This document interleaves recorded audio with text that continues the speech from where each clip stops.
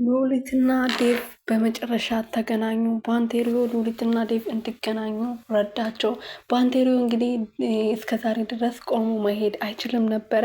እድሜ ለሔዋንና ለዴቭ ሕክምናውን አግኝቶ ድኖ ቆሞ መሄድ ችለዋል ማለት ነው። ግን ቆሞ የሄደበት አካሄድ ጥሩ አልነበረም። ከሮዛ ጋር ተጣልቶ ሮዛና እሱ ሮዘን አንቆ እያል ነበረ ዳዊት ያገኘው። ዳዊትና ሔዋንን እንግዲህ አልዳንኩም አልተሻለኝም ብሎ እያስመሰለ ነበረ። ግን ሮዛ አናዳው ሮዛ መግደል ይፈልግ ስለነበረ ታሞ በተኛበት ሰዓት ብዙ መከራዎችና ብዙ በደሎችን ስታደርስበት ስለነበረ ንዴቱን ማቆጣጠር አቅቶት እንግዲህ ተነስቶ አንቆ ሊገላት ነበረ ዳዊት የደረሰው ማለት ነው። ሰላም ሰላም ቤተሰብ እንዴት ናችሁልኝ? እኔ ያለው ፈጣሪ የተመሰገነ ይሁን። በያላችሁበት ሰላማችሁ ብዝት ትርፍርፍ ይበልልኝ። ለዚህ ቤት አዲስ የሆናችሁ ሰብስክራይብ፣ ሼር፣ ላይክ የመደወል ምልክቱን እየነካችሁ ቤተሰብ እንድትሆኑ በትህትና እየጠየቅኩኝ ትንሿ ሙሽራ ክፍል 30 ይዤላችሁ መጥቻለሁ። ክፍል 30 ላይ እንግዲህ ሮዛ ከዚህ በፊት ዳዊት እንግዲህ እንደምታውቁት ባንቴሪዮን ለማሳከም ብዙ ነገሮችን እያደረገ ውጭ ሀገር ወስዶ ለማሳከም ብዙ ጥረቶችን ሲያደርግ ነበር እና ሲሳካለት እንግዲህ ኢሜል ልካላቸው ነበረ ለውጭ ሀገር ላሉ ሰዎች ማለት ነው፣ ለዶክተሮቹ ባንቴሪዮ እንዳይታከም ስለምትፈልግ ሮዛ እንግዲህ ተሽሎታል፣ እዚህ ባለው ሕክምና ታክሞ ደህና ሆኗል፣ ስለዚህ የእናንተን እርዳታ አንፈልግም እናመሰግናለን የሚል ቴክስት ልክላቸው ስለነበረ እነሱ ደግሞ ምን ሆኖ ነው ጸጥ ያሉት በማለት ሔዋንና ዳዊት ሲደውሉ እንደዚህ ስላላችሁን እኛ ፕሮሰሱን አቆመናል በማለት ሲመልሱ ዳዊት በጣም ነበር እየተናደደው።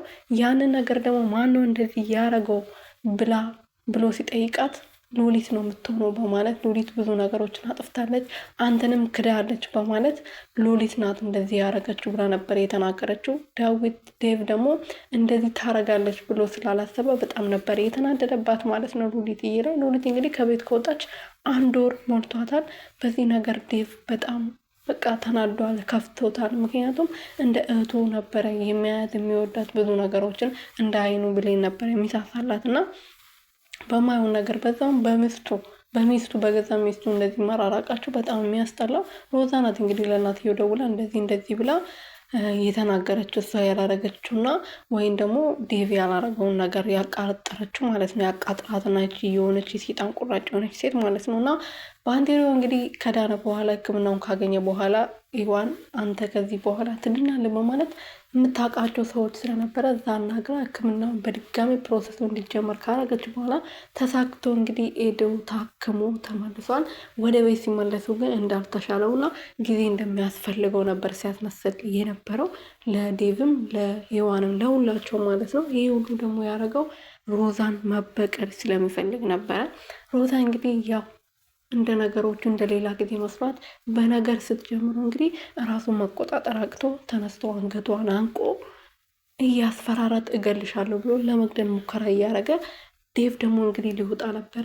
የሉሊት እናት ደውላ ሉሊት አልነበረም እንደዚህ እያለችኝ ምንም ነገር አልነገረችኝም፣ እሷ የነገረችኝ የገዛ ሚስት ናት እንዳገባትና ሚስት አርገ እያኖርኳት እንዳለ እሷ ናት የነገረችኝ በማለት እናትየው ስትነግረው እንግዲህ ዴቭ በጣም ተናዶ ወደ ቤት ሲመለስ ያላሰቡና ያልተፈጠረ ነገር ይሆናል ብሎ ያላሰበ ነገር ነበረ ያየው። ዳዊትና ባንቴሪዮና ሮዛ እንግዲህ ሲጣሉ ነበር ያየው። በእግሩ ቆሙ። በእግሬ መቆም አልችልም ብሎ ነግሮ ስለነበረ ለዴቭ ማለት ነው። እና ዴቭ ደግሞ በድንገት ባንቴሪዮ ቆሙ ሲያይ እስከዛሬ ስትጫወቱብኝ ነበር በማለት ዴቭ በጣም ተናዶ ቤት ወጣ አንድ ቆሻሻ በማለት ከቤቱ አመናጭቆ አውጥቶታል። ባንቴሪዮ ግን ከመውጣቱ በፊት ደግሞ የሮዛን ውሸትና የሮዛን መሰሪነት ለመናገር ሙከራ አድርጓል።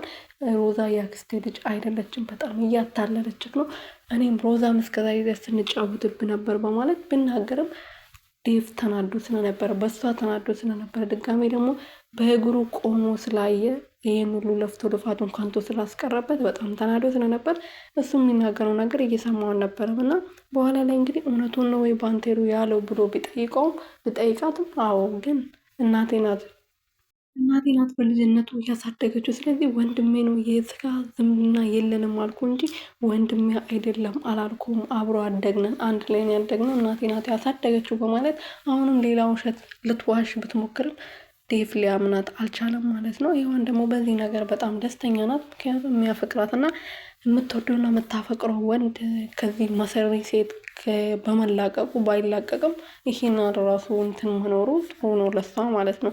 ሉሊትና ባንቴሪዮ ተገናኝቷል። ሉሊትና ባንቴሪዮ ከተገናኙ በኋላ ዴቭ ማግኘት አለበት በማለት ከዴቭ ጋር አገናኞቻቸዋል ማለት ነው። ሉሊትዬ ደስ ብሏታል።